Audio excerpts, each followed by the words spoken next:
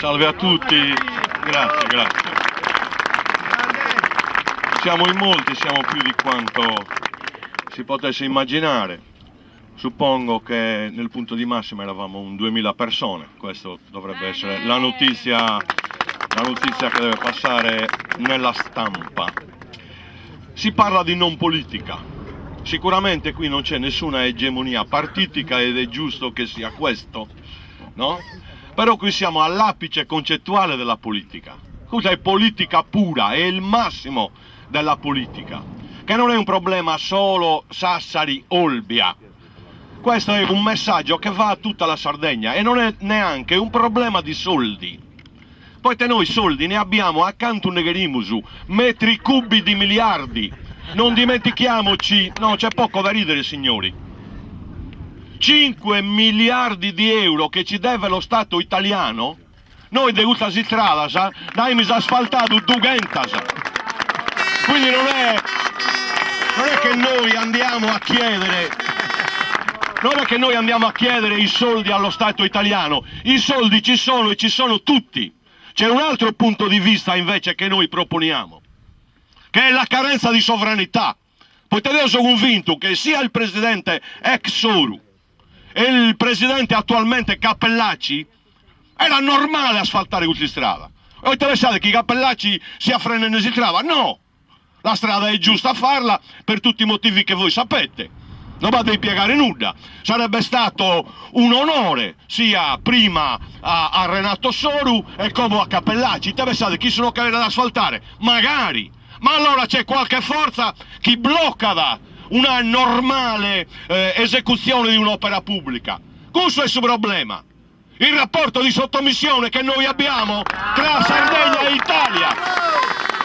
O risolviamo quello, o siamo in nove e faremo a vinta ad essere per i Lores.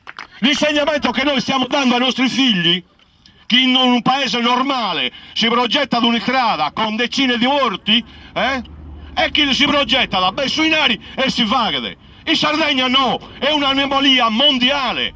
In un paese normale questa strada è da fare nell'arco di 6 mesi, non di più. E noi che siamo 30 anni so. Questo tipo di umiliazione crea impotenza verso i nostri figli.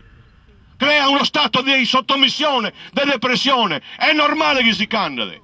Che hanno una banalissima opera di una strada di 100 km so, che crea sviluppo da tutte le parti. Poi un agriturismo che è a Ploaghe, ma io se arrivo in Sardegna, in aereo, in Olbia, mica a Ploaghe, perché? Perché sono a 20 minuti da Alghero e a 20 minuti da Olbia, quindi tutto il nostro Sardegna avrebbe un beneficio su questa cosa. È talmente banale, ma vuol dire che ci sono forze al di sopra della destra e della sinistra, che è lo Stato italiano, che non crede di questa cosa, assolutamente. Perché la rapina più grande del secolo non è se il treno, quella rapina che hanno fatto nel treno Olbia a Sassari, non c'è più il treno. Scusate il lapsus.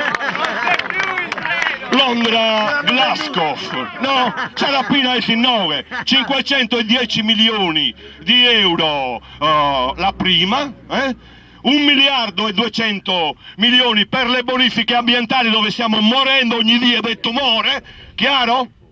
E sono 4.000 miliardi di vecchie lire, più su 15 miliardi di euro che non deve dello Stato italiano, tanto che adesso il problema è che stare con l'Italia oramai è un lusso che noi non possiamo più permetterci. Questa è politica, compreso? E tra un po' arriveranno i loro signori, da destra e da sinistra, a raccontarci 4 storielle alle europee, che dobbiamo votare alle europee 5 siciliani. Ma coi voti dei sardi i siciliani diventeranno 7.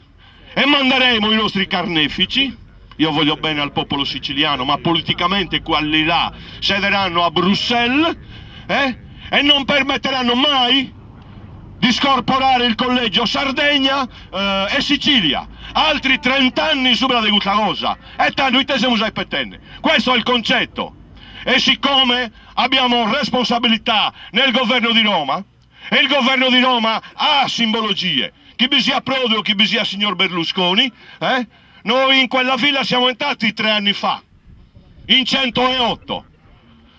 Fissiamo un termine? O non tornano a Gussuinari 510 milioni di euro, altrimenti noi cingeremo l'assedio, non entriamo più su. Assedieremo Villa Certosa, vince l'accanto, noi arrivi sui nari.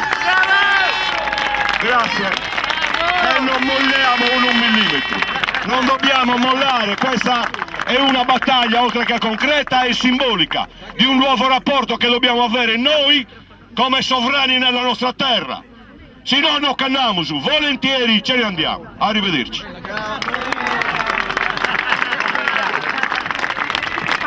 Andarsene mai. Io direi continuiamo ad